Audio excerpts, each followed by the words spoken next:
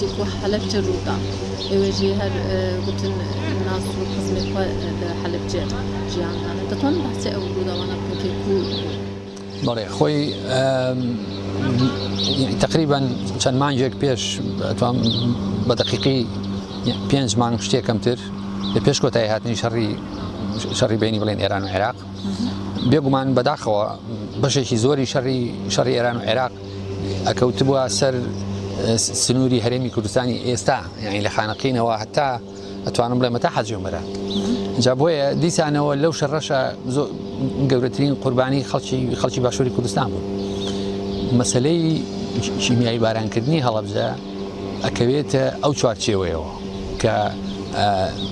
بیانوویەکی زۆر باش بەدەست سەدام حوسێنەوە بوو ئەو خۆی یعنی حکمی بەعس دەوڵەتی داگیرکەری عێراق هەمیشە بە شوێن بیانوویەک کاگەڕاوە بۆی کە کورد بتوێنێتەوە جینۆسایدی بکە اینجا ئەوە بوو لە 16 سیا ئەو هێرشە بەتاری بڵێنجێشی عێراقی کرایە سەر هەڵەبجە و ئەو هەموو قوربانی لێ بووە خوشیخوا هەر لێرەدا جاندا کو پێ هەستیان کە خوشکی ئێوەژی لێرەدا شەهید بوویە خۆی تاوان من معاباتی خوشکم یەکێکە لەو قوربانیانی کە لە هەڵەبجە شەهید بوو هەتا ئێستاش قەبری نییە وەکو زۆر لەو کەسانی کە بڵێن 16 سێ شەهید بوون لەوانەیە لە قەبری جەماعیەوەمانەیە بن اینجا معاباتی خوشکم لە هەڵەبجە مامۆستا بوو لە ماڵی خزمێکی باوکم بوو ماڵی حاجی عێزەت یعنی ئەوانیش کە خزمی باوکم بوون تقریبا مەحەف بوونەوە لە 12 کەسیان لە چیمیایی بارانەکە شەهید بوون حکومەتی هەرێمی کوردستان بەگشتی چەند دەتوانێت یارمەتی بۆ ئەوانە بدەن ئەم مەسەلەی چارەسەرش خۆ لە شوێنەکە ناوەستێت حکوومەتی هەرێمی کوردستان ناڵێن هیچی نەکردووە یعنی شت کراوە بەڵام لە ئاست ئەو تمۆحایانیە کە ئێمە هەمانە ئەوە یەک دووهەم مەسەلەی هەڵەبجە وەکو پێویست مارکتینگی بۆ نەکراوە لەبەری هەڵەبجە مەئساتی میلەتێکە یاین تراومای میلەتێکە میلەتێک جینۆساید کراوە ئێمە نەمانتوانیوە هەتا ئێستا وەکو پێویست مارکتینگەوە بکەین بۆی بە خەڵکی دنیا بڵێن کاکە داگیرکەری کوردستان ئاوا لە ئێماکە یعنی نەکەرەوە مەسەلەی ئەنفال و هەتا لە 60ەکان بەکارهێنانی بۆمبای ناپاڵم و لە 20ەکانە لەلایەن ڕۆیاڵ ئێرفۆرس یعنی هێزی ئاسمانی بەریتانیا بە هاوبەشی لەگەڵ جێشی عێراقی هێرشیان کردوتە سەر منتیقەی سلێمانی ئەومانە هەر ساڵ یادی هەڵەبجە تێدانین باجوج ئەوەندا لە بیگانە هەنێکە لە هەرێمی کوردستان شتی کرد هەم زۆر ناواناژی بەشدار دەبن تابەتی وەڵام 3 ساڵ بەریە زۆر گەورەشی چێ حتا بۆ ئەوانە گرنگی پێ نادرن یانجی پێویستی بزانن ئەوەندا گرنگی نامچ ئەوانە بخوا هەر لێرانە هەردبینن ئەو جینۆسایدە کووەمەندا کاریگەری هاتی حتا ئەو ماوێ ئاخر هۆکارەکەی ئەوەیە ئێمە نە ئێمە وەکو میلەتی کورد وەکو جوولەکەین کە ئەوەنە زیرەک بین ئەوان زیرەک بوون ئەوان توانیان ئیسفادە لە هۆڵۆکۆست بکەن دەوڵەتی ئیسرائیلیان دامەزران ساڵی 42 ئەمە یەک نەوەکو جوولەکە ژوێن جارێکی ترکە ئەوەنە خۆشەویست بین یاخود بتوانین منفعەتی مالی هەتا هینی عسکەری هی سیاسی بگەێنین بە وڵاتانی ئەوروپا و بە ئەمریکا بۆیە ئێمە میلەتێکی زەعیفین میلەتی زەعیف ئەگەر نەڵێم دۆستی هەرنیە دۆستی زۆر کەمە خەڵک دێن بۆمان ئەگرین قسەی جوانەکەن سەوز و سوور بۆمانە بەڵام تۆ ئەوە هیچ پێویستێ بۆ خزانە نییە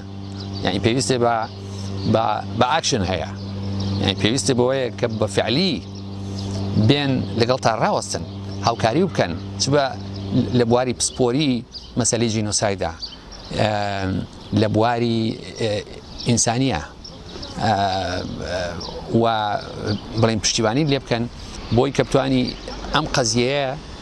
بەریتە ئەو دادگانێ و دەوڵەتیانەی کە سێری ئەم کەیسانەکەن و بە دوواداچینی بۆکەن تقریبا ژمارەوان دیارە شەهیدەکان دیارە مێزگەی 1000 باس کرد ئەگەر بە شێوەیەکی بڵین بە ئامارێک سەیری بکەی وەکو ئامار تقریبا لە ساڵ 96 ئەو ئاماری کە هەیە ڕاستە بەڵام بەشێکی کەم ئێمێنێتەوە کە یعنی بە دوواداچوونیش بۆی زۆر زەحمەتە بیریش نەچێ هەرێمی کوردستان دەوڵەت نییە یدی بۆ داهاتوو ڕێگایکی بدۆزینن لەبەرەوەی کە ئەو کارەسەتا وەکو جینۆسایت ئەزانی نەکرد بۆ ئەو کارەساتە نەکرد بۆ مەسەلەی ناساندنی بڵین کەیسی هەڵەبجە و ئەنفال بە جینۆسایت بۆ هەموو شتەکانی تر ئێمە یەک شتمان پێویستە یەک ڕیز بین یەک دەنگ بین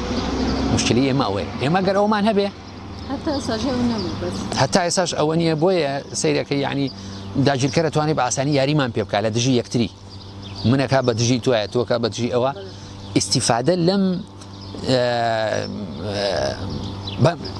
یعنی لەم پەرتەوازایی خەڵکی کوردستانەکە لەبەری ئێمە یەک نین ئێمە ئەگەر یەک بین ئەوانە هەمووی بەربۆچوونی من شتی خورز نین ینی نەتەوەی یەکگرتوەکاندا ینی هەمووی ئەزانی چۆنە ئەگەر تۆ خۆت یەک نەبی ئەگەر تۆ خۆت لە ناو خۆت یەک نەبی چۆن چاوەڕێیەکەی خەڵک پشتت بگرێت باشێ بەحسی دەولەت کردن هێستا هەرمی کوردستانیش دەولەت نییە حتى هەرمی کوردستان دەولەت نەبی ئەوانەش هەر بەرچاو ناگرێت بە بۆچوونی من نەک هەر لەسەرەوە من ڕێی خۆم هەیە لەسەرەوە مەسەلەیە بە بۆچوونی من دیموکراسی لە کۆمەڵگەیەکە بەبێ دەوڵەت مەحاڵە یعنی میشن امپاسبل مستحیل شتیوە مەسەلەی ناساندنی کەیسی هەڵەبجە و ئەنفال بە جینۆساید مەسەلەی تێپەڕاندنی ئەم قۆناغی کە ئێمە پێڵێن قۆناغی ڕاگوزاری گەیشتن بە کەناری ئارامی دیموکراسی یەکتر قبولکردن حکوومەتی شەفاف بەرەنگاربوونەوەی گەندەڵی ڕیفۆرم لە کۆمەڵگەی ئێمەیە دەوڵەتەوە دەوڵەت